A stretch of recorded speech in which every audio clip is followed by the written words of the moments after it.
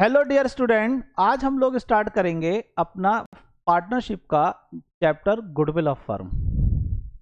Goodwill मतलब value, एक firm की कीमत कितनी है। आप कोई भी बिजनेस करते हो और मैं कहूं कि तुम्हारे बिजनेस की, उसकी एसेट्स की बात नहीं कर रहे हैं हम यहाँ पर, उस फर्म के पास कितनी एसेट्स हैं, बल्कि हम बात कर रहे हैं उस इंडिविजुअली फर्म की या किसी कंपनी की कि उसकी अपनी वैल्यू कितनी है। तो एक कंपनी बोल रही है कि मेरी वैल्यू 1 करोड़ है, कोई कंपनी बोल रही है उसकी वैल्यू 3 करोड़ है, कोई कंपनी बोल रही है उसकी वैल्यू 5 करोड़ है। ये डिपेंड किस बात पर होता है कि उसकी इतनी वैल्यू है, तो वो है उस कंपनी की रेपुटेशन, उस कंपनी के आपके पास में गुड नेम। अब गुड नेम कैसे बनेगा? तो अगर हम लोहे की बात करें तो आयरन बनाने वाली तो बहुत सी कंपनियां हैं, लेकिन अगर हम कहें कि इनमें सबसे गुड क्वालिटी का कौन बनाता है और किसकी सेल्स सबसे ज़्यादा है, सबके पास सबसे ज़्यादा कस्टमर्स किसके पास। अब कस्टमर ज़्यादा होने का मतलब है उसकी कुछ ना कुछ तो इमेज मार्केट के अंदर बढ़िया होगी ना, उसकी क्वालिटी अच्छी होगी, तभी तो इस बेसिस पर वो आपके पास में ज़्यादा कस्टमर्स उसके पास जुड़ रहे हैं। तो बात करें तो आता है नाम टाटा का। टाटा का जो लोहा है वो बहुत बढ़िया सॉलिड लोहा है। और भी बहुत सी कंपनियां होंगी, मैंने एग्जाम्पल के वे में टाटा का नाम ले दिया। इसी तरीके से आप देखो कि आप जिस सिटी में भी रहते हो वहां पर कोई स्वीट्स की शॉप है और वो और शॉप्स के मुकाबले बहुत बढ़िया क्वालिटी की मिठाइयाँ बनाती है। आप स्कूलों को देखिए, तो आप स्कूलों को देखेंगे तो आपके शहर में बहुत से स्कूल मिलेंगे, लेकिन उसमें से कुछ लिमिटेड स्कूल होंगे जिनकी क्वालिटी एजुकेशन होगी। आप कोचिंग्स की बात कीजिए तो उसमें से आप देखिए कि कुछ चीज़ें क्या होंगी, आपके पास में क्वालिटी कोचिंग्स होंगी जो ज़्यादा से ज़्यादा सिलेक्शन दे रही हैं। तो ये जो इमेज है, ये जो क्रिएट होती है, इससे हमें क्या बेनिफिट होता है? इससे हमारे पास ज़्यादा से ज़्यादा कस्टमर्स जुड़ते हैं। और ये कोई 1-2 दिन में तो बिल्ड होती नहीं है, इसमें टाइम भी लगता है। तो इससे कस्टमर ज़्यादा जुड़ते हैं और जब ज़्यादा कस्टमर जुड़ेंगे तो जाहिर सी बात है कि आपके पास में प्रॉफिट्स भी ज़्यादा होंगे इसकी बेसिस पर। अब क्या ये हमारे लिए एक एसेट्स है? तो देखिए, हमारे लिए ये एक इंटेंजिबल एसेट्स है। तो गुडविल का मतलब, गुडविल मींस गुड नेम और reputation of business. Goodwill help करता है बिजनेस को किस चीज की? अर्न मोर प्रॉफिट एंड आपके पास में अट्रैक्ट मोर कस्टमर। इसीलिए एक स्लोगन बनता है कि कैपिटल का अगर लॉस हुआ है तो कोई नुकसान नहीं है, कस्टमर अगर गए हैं तो कुछ तो लॉस है, क्योंकि कस्टमर हमारे लिए सबसे बड़ी एसेट होते हैं। लेकिन अगर किसी कंपनी की इमेज बिगड़ जाए, यानी कि उसकी गुडविल लॉस्ट हो जाए, तो एवरीथिंग इज लॉस्ट, उसके लिए सब खत्म हो जाता है। इसलिए जरूरी है, बहुत सी कंपनी आपने देखी होंगी जो बहुत अच्छी चली, स्टार्टअप बहुत अच्छा लिया, बट बाद में जाकर आज की डेट में उनका नाम लेने वाला भी नहीं है। क्यों? क्योंकि उनकी इमेज जो है वो बैड हो गई मार्केट के अंदर। ये हमारे पास में एक एसेट है और ये एसेट एक इंटेंजिबल एसेट्स है, ना कि एक फिक्टिशियस एसेट है।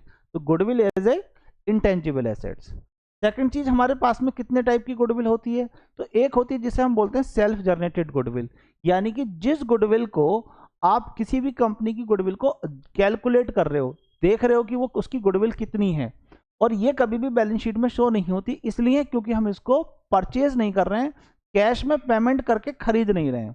लेकिन अगर किसी दूसरी कंपनी को हम खरीदते हैं, दूसरी कंपनी का नाम हम खरीद लेते हैं, पूरा का पूरा बिजनेस ही टेक ओवर कर लेते हैं और उसकी वैल्यू मतलब उसकी एसेट से ज़्यादा का उसको पेमेंट करते हैं, तो जितना ज़्यादा का आप पेमेंट करते हो वो हमारे पास कहलाती है परचेज गुडविल। और ये परचेज गुडविल को ही हम बुक्स ऑफ अकाउंट में नोट करते हैं, और ये बैलेंस शीट की हमारे पास में किस साइड? एसेट साइड में हम इसको नोट करते हैं। किस साइड नोट करते हैं? एसेट साइड में हम इसको नोट करते हैं, क्योंकि ये एक इंटेंजिबल एसेट है। नेक्स्ट पॉइंट आता है हमारे पास में कि गुडविल का अगर हम कैलकुलेट करें तो किस बेस पर उसकी वैल्यू को कैलकुलेट करा जाए। तो गुडविल को, यानी कि जो हम वैल्यू को कैलकुलेट करते हैं, उसके दो मेथड होते हैं। एक, या तो प्रॉफिट की बेस पर, किस साल में कुछ सालों के कुछ प्रॉफिट्स ले लीजिए और उसकी बेसिस पर हमारे पास में गुडविल को कैलकुलेट कर लीजिए।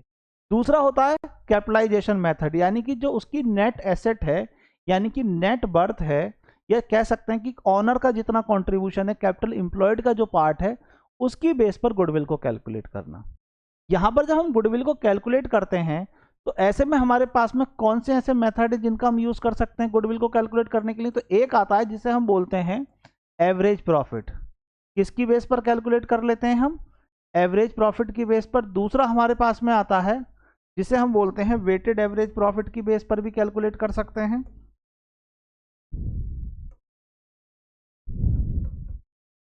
वेटेड एवरेज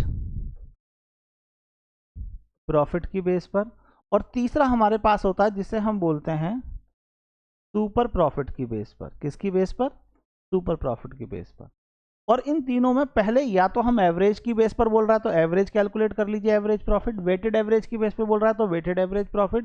सुपर की बेस पे बोल रहा है तो पहले सुपर प्रॉफिट कैलकुलेट कर लीजिए, और उसके बाद इसकी बेस पर जो फॉर्मूला बनता है हमारे पास, value goodwill of firm is equal to हमारे पास हो जाएगा नंबर ऑफ परचेजेस ईयर, जितने भी परचेजेस ईयर। और ये क्वेश्चंस में हमेशा ध्यान रखिएगा, ये आपको गिवन होंगे। नंबर ऑफ परचेज ईयर क्या होंगे? हमेशा गिवन होंगे। और मल्टीप्लाई कर दीजिए इन तीनों में से जिसकी बेस पर वो कह रहा है। अगर एवरेज प्रॉफिट की बेस पर कह रहा है तो एवरेज प्रॉफिट, अगर वो वेटेड एवरेज प्रॉफिट की बेस पर कह रहा है तो वेटेड एवरेज प्रॉफिट, और अगर सुपर प्रॉफिट की बेस पर कह रहा है तो सुपर प्रॉफिट। इन तीनों में से किसी एक की बेस पर बोलेगा, कैलकुलेट कर लेंगे। अभी इसकी बेस पर हमारे पास में दो पॉइंट होते हैं, एक बोलता है या तो एवरेज प्रॉफिट की बेस पर, और या दूसरा हमसे बोलता है सुपर प्रॉफिट की बेस पर। इन दोनों में से किसी एक बेस पर बोलता है। और इसके लिए जो हमारे पास में क्या बनता है, इसके लिए जो फॉर्मूला बनता है वो क्या फॉर्मूला होता है? इसके लिए फॉर्मूला मैंने बता दिया आपको, ये होगा ये वाला गुडविल ऑफ फर्म इन तीनों में से किसी एक पर, और इन दोनों में से भी किसी एक पर बोलेगा। और इसका फॉर्मूला आपके पास में क्या हो जाएगा? तो यहां पर आपके पास में value goodwill of firm by capitalisation of average profit. किसकी बेस पर? एवरेज प्रॉफिट की बेस पर। तो फॉर्मूला बन जाएगा हमारे पास में एवरेज प्रॉफिट, और एवरेज प्रॉफिट की मल्टीप्लाई करिए आप 100 से और डिवाइड कर दीजिए नॉर्मल रेट ऑफ रिटर्न। यानी कि कंपनी जो है, यानी कि फर्म जो है वो कितना एक्सपेक्टेड रिटर्न की बात कर रही है, कितना पैसा लेना चाहती है अपने टोटल इन्वेस्टमेंट का।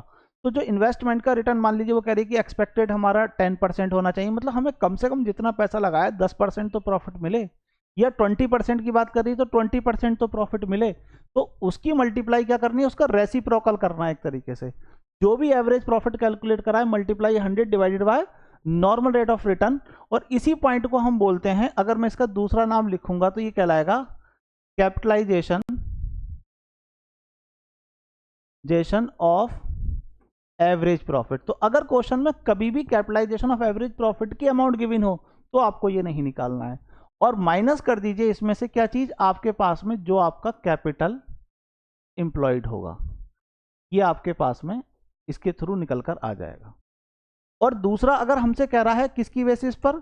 वैल्यू गुडविल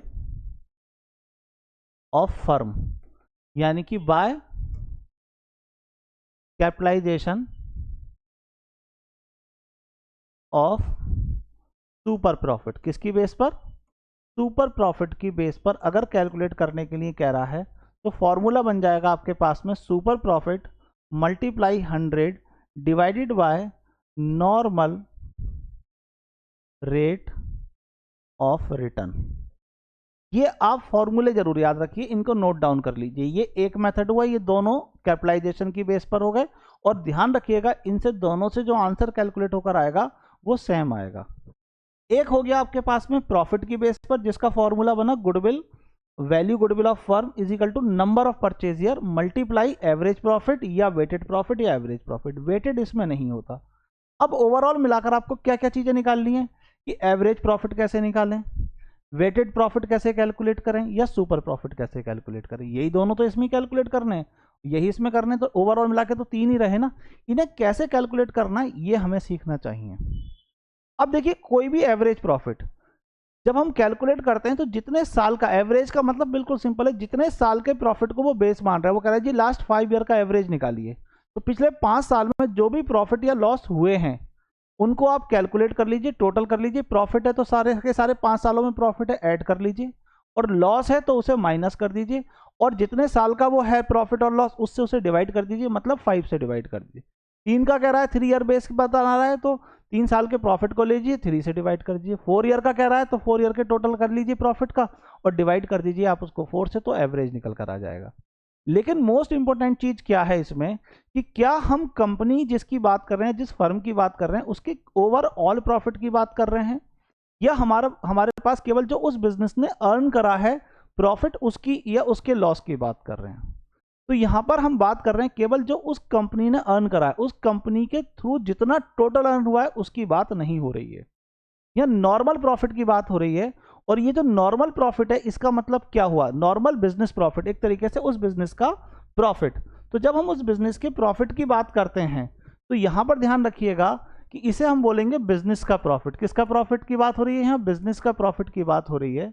और बिजनेस का प्रॉफिट कैलकुलेट करने के लिए हमें क्या करना पड़ेगा, जो उस फर्म ने नेट प्रॉफिट कमाया है, इस फर्म ने क्या कमाया है, नेट प्रॉफिट, यानी कि जो ओवरऑल प्रॉफिट कमाया है। तो एक तरीके से देखिए टाटा है, तो टाटा एक ग्रुप है। अब टाटा की बहुत टाइप की कंपनियां, एक मोटर कंपनी है जो कार बनाती है, एक स्टील बनाती है, एक किसी और तरीके का मैन्युफैक्चरिंग करती है, कोई और तरीका, मतलब उसकी 5 कंपनियां हैं। अब मैं बात कर रहा हूं कि टाटा कंपनी ने टोटल 5 कंपनियों से कितना कमाया, या मैं बात कर रहा हूं कि टाटा की स्टील कंपनी ने कितना कमाया, केवल पर्टिकुलर स्टील कंपनी ने। मैं हूं, मेरा जो मेन सोर्स ऑफ इनकम है, मेरी जो कोर एक्टिविटी है वो क्या है, मेरा एजुकेशन देना है, यानी कि मैं कोचिंग चलाता हूं। तो मैंने कोचिंग से कितना कमाया, केवल कोचिंग से कितना कमाया। अब उस कोचिंग की इनकम में या मेरे कोचिंग के इस साल के प्रॉफिट में अगर मैंने कोई प्रॉपर्टी और उसका रेंट मुझे रिसीव हो रहा है तो वो भी मेरी इनकम है और मैंने उसमें इंक्लूड कर रखी है, तो क्या वो मेरी कोचिंग की इनकम हुई, नहीं। इसी तरीके से कोई खर्चा अगर मेरा है और वो खर्चा भी मैंने वो बिजनेस का, यानी कि मेरे कोचिंग से रिलेटेड खर्चा नहीं है, उसके अलावा कोई और अदर एक्सपेंस है और वो भी मैंने उसके अंदर खर्चे में से उस साल के इनकम में से मैंने लेस कर रखा है, तो क्या वो मेरा खर्चा बिजनेस का खर्चा है, नहीं।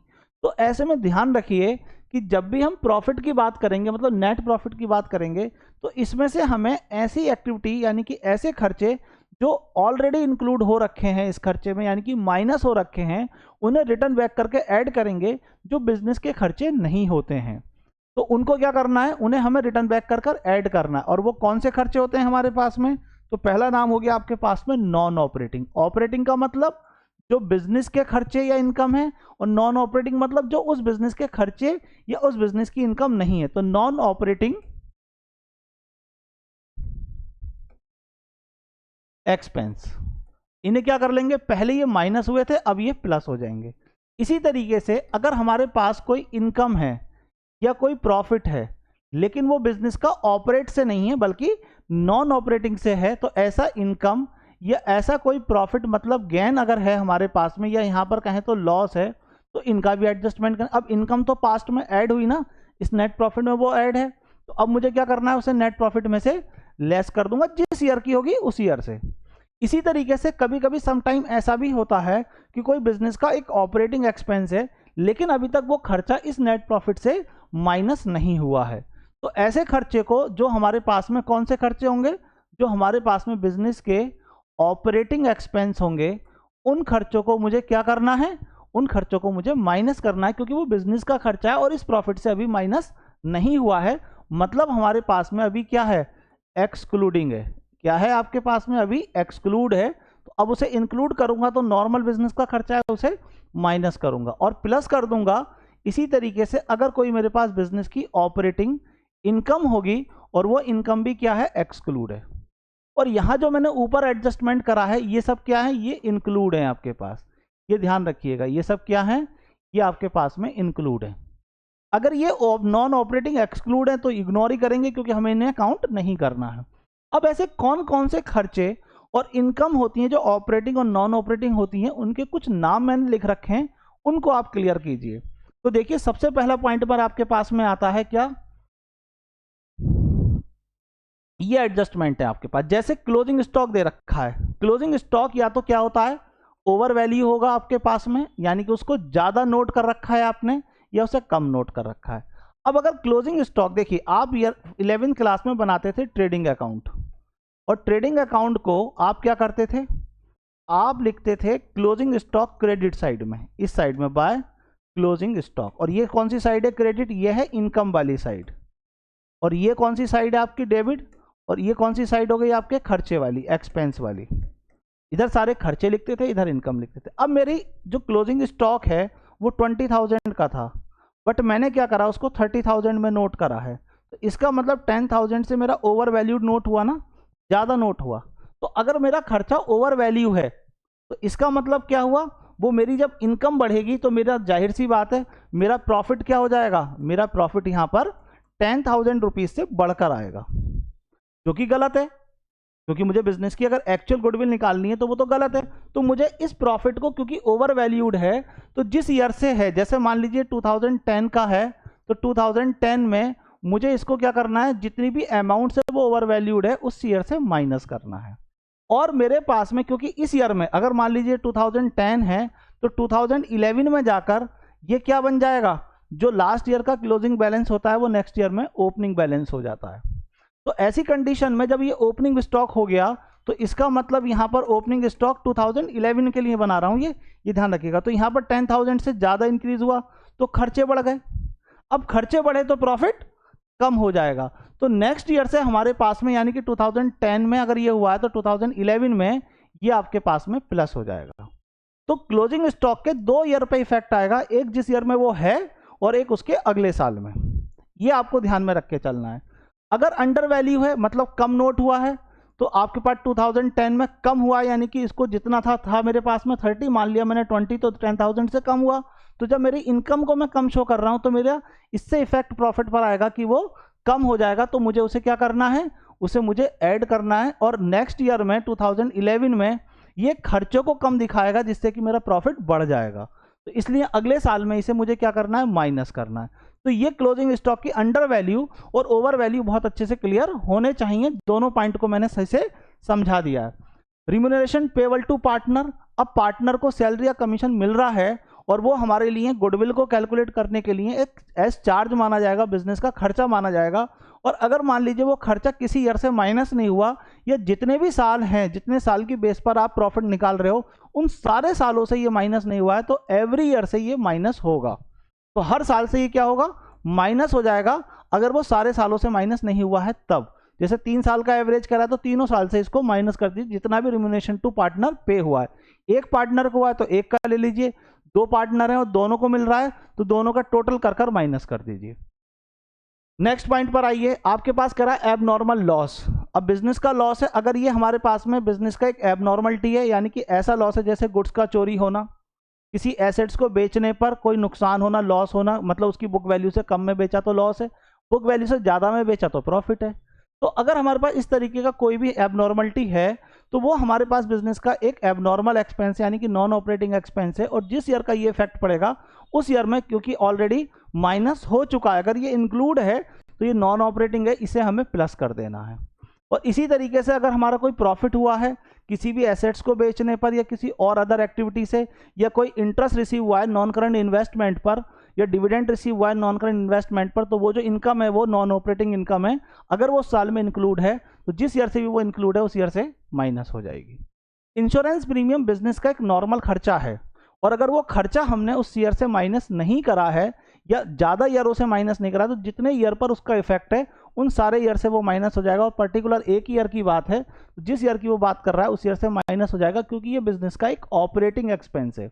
अगर किसी एसेट्स का आप इंश्योरेंस कराते हो और वो उस साल के खर्चों से माइनस नहीं हुआ है तो उसे माइनस कर आपको क्या करना है, नोट करना है। इसके बाद में आ जाइए, कोई मेजर रिपेयर कराते हैं आप एसेट्स की, और वो एसेट्स की मेजर रिपेयर हमारी एसेट्स अकाउंट में काउंट होती है, ना कि खर्चे माना जाता है। और अगर मैंने उसको खर्चा मान लिया है तो इसका मतलब खर्चा मान के उस साल के प्रॉफिट से माइनस कर दिया, तो इसे एसेट जब मैं रिटर्न बैक मानूंगा तो उसे खर्चे में से माइनस करूंगा, तो ऐसे में उस साल के प्रॉफिट से इसे ऐड कर दूंगा। इसी तरीके से कोई माइनर रिपेयर है और मैंने उसे एसेट्स में काउंट कर लिया है, तो अब मुझे खर्चा मानना पड़ेगा, तो ये बिजनेस का एक ऑपरेटिंग एक्सपेंस होता है माइनर रिपेयर, और यह रिपेयर नॉर्मल, तो ये उस साल के प्रॉफिट से, जिस साल का ये इफेक्ट है उस साल से माइनस कर देंगे। इसी तरीके से परचेज ऑफ एसेट्स से, हमने कोई एसेट्स खरीदी है और मैंने उसे एक खर्चा मान लिया है, तो सेम ट्रीटमेंट होगा जो मेजर वाला है, यानी कि आप उस खर्चा मान लिया तो उसे आप दोबारा से इंक्लूड है तो उसे प्लस कर दोगे। ऐसी जो डेप्रिसिएशन है, अगर वो आपने काउंट कर लिया, मतलब अभी नॉट काउंटेड है, मतलब उसको रिकॉर्ड नहीं करा है, तो ये बिजनेस का एक नॉर्मल खर्चा है, इसे माइनस करोगे। ऐसे ही एसेट्स के साथ में अगर कोई डेप्रिसिएशन भी दे रखा है और उस एसेट्स को हमने क्या मान लिया है, एसेट्स को अगर मैंने क्या माना है, एक एक्सपेंस माना है, तो इसका मतलब जिस ईयर का है, जैसे 2010 का है, तो ये आप जितना भी खर्चा है इसे तो प्लस करोगे और इसका जो डेप्रिसिएशन होगा वो माइनस करोगे। और डेप्रिसिएशन जिस ईयर की ट्रांजैक्शन है उस ईयर से अगले जितने भी साल गिवन होंगे उन साल से डेप्रिसिएशन माइनस करोगे।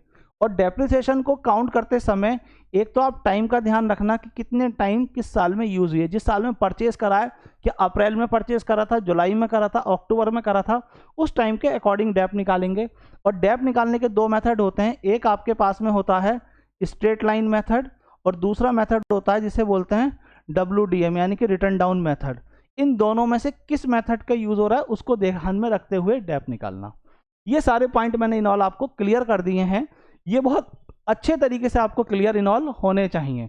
दूसरी चीज हमारे पास, जब हम एवरेज प्रॉफिट की बात अब कर ही रहे हैं, तो एवरेज प्रॉफिट का अब फॉर्मूला हमारे पास बन जाएगा, average profit is equal to आपके पास में क्या बन जाएगा, आपके पास में सम ऑफ ऑल ईयर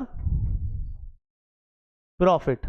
जितना भी प्रॉफिट होगा या लॉस होगा उसे हम ऐड कर लेंगे। और कौन से प्रॉफिट की बात हो रही है यहाँ, अब बिजनेस वाले प्रॉफिट की हो रही है। अगर कोई एडजस्टमेंट होगा किसी ईयर में तो उसे एडजस्ट करने के बाद प्रॉफिट जो आएगा उसे आपको लेना है। और डिवाइड कर देंगे हम किससे, नंबर ऑफ ईयर से।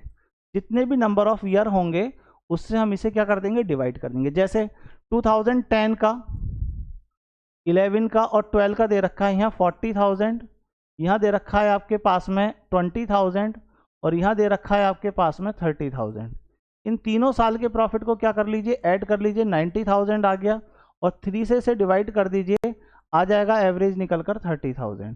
और अगर किसी ईयर में प्रॉफिट की जगह मान लीजिए लॉस है, जैसे पहले साल में 40,000 है, दूसरे साल में आपके पास में 20,000 का क्या है, लॉस है, और थर्ड ईयर में 20,000 का आपके पास क्या है, प्रॉफिट है।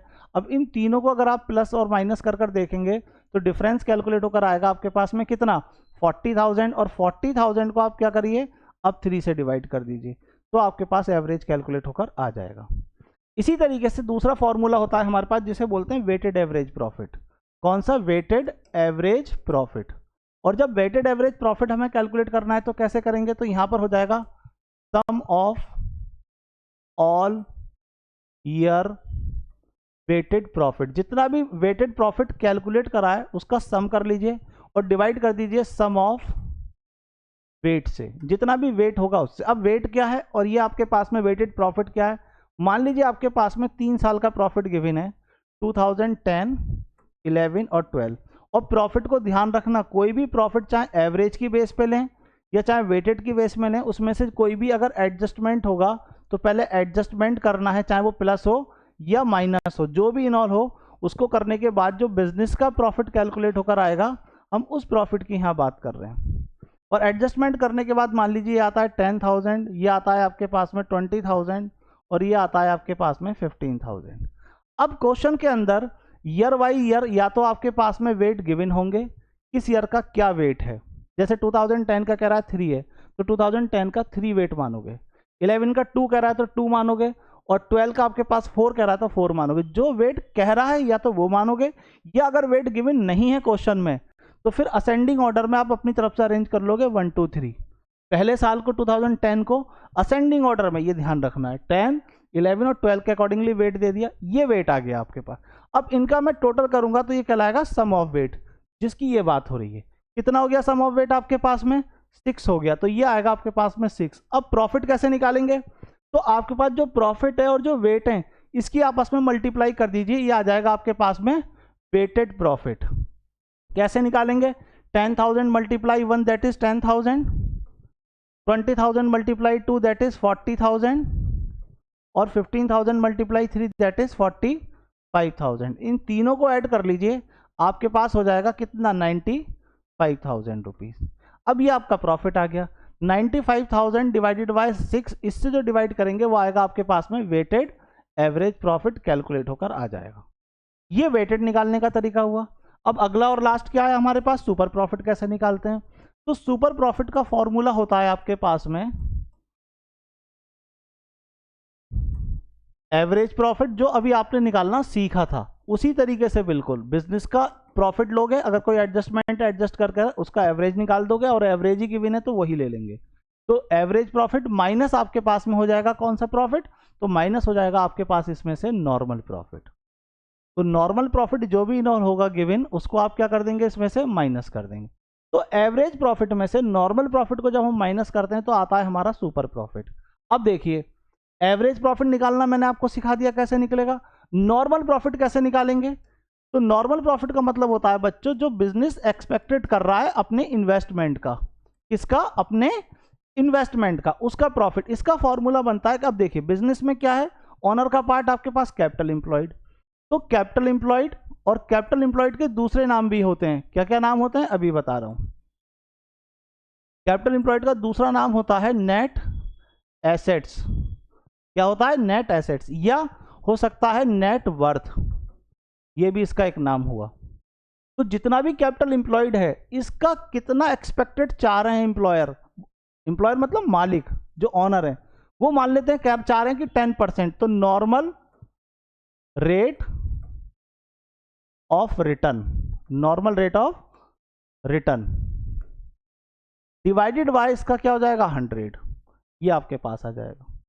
इससे नॉर्मल प्रॉफिट आ गया। अब एवरेज प्रॉफिट में से नॉर्मल प्रॉफिट को माइनस कर दीजिए, सुपर प्रॉफिट आ जाएगा। लेकिन कैपिटल एम्प्लॉयड को आपको कैसे फाइंड करना है, अगर कोई क्वेश्चन में कैपिटल एम्प्लॉयड या नेट एसेट्स वर्ड या नेट वर्थ यूज नहीं कर रहा है तो कैसे निकालेंगे। तो कैपिटल एम्प्लॉयड निकालने की दो अप्रोच होती हैं, एक जिसे बोलते हैं एसेट्स अप्रोच और सेकंड अप्रोच होती है जिसे हम बोलते हैं liabilities approach, liability approach.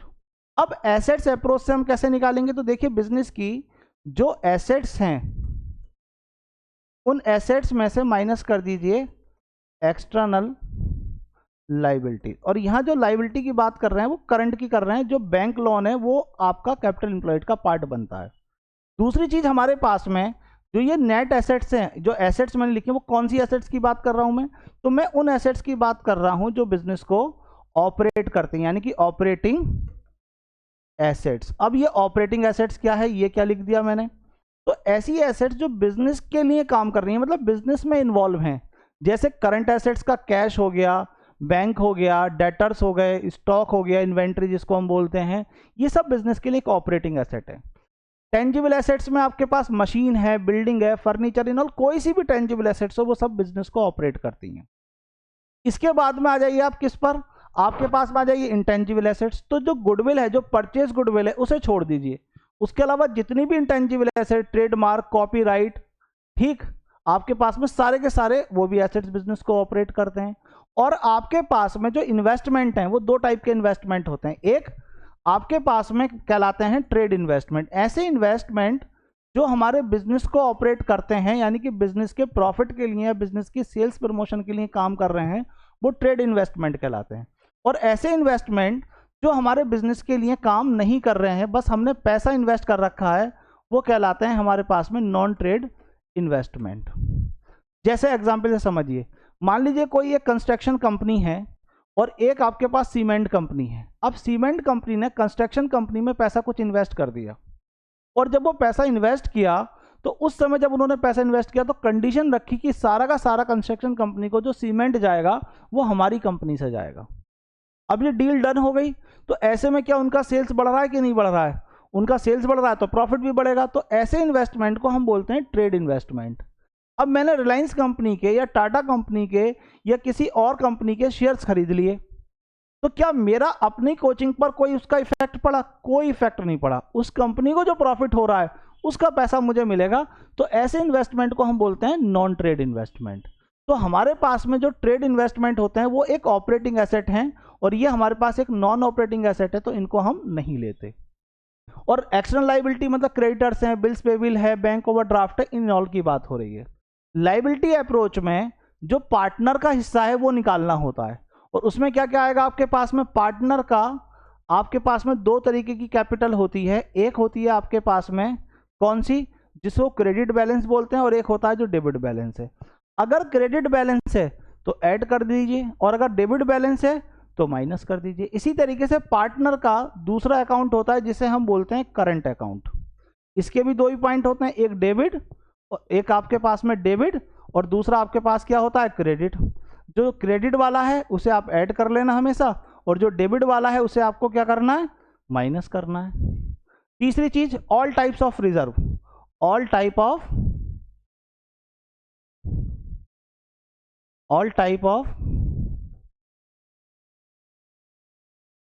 Reserve, जितने भी टाइप का रिजर्व है, हाँ इस रिजर्व पर कोई क्लेम है तो उसे माइनस कर दीजिएगा। प्रॉफिट एंड लॉस अकाउंट के भी दो ही बैलेंस होते हैं, या तो क्रेडिट बोलेगा या डेबिट बोलेगा। अगर क्रेडिट वाला है तो ऐड कर लीजिएगा, और डेबिट वाला है तो उसे माइनस कर दीजिए। ये आ गए आपके पास। तो इन सबके साथ में अब एसेट्स में जो नॉन ऑपरेटिंग एसेट है उनको ले लीजिए। कौन सी एसेट, उन्हें माइनस करना है। कौन सी एसेट्स को, नॉन ऑपरेटिंग एसेट्स, इनको क्या करना है हमें, इन्हें हमें माइनस करना है। अब कौन कौन सी हो गई, एक तो नॉन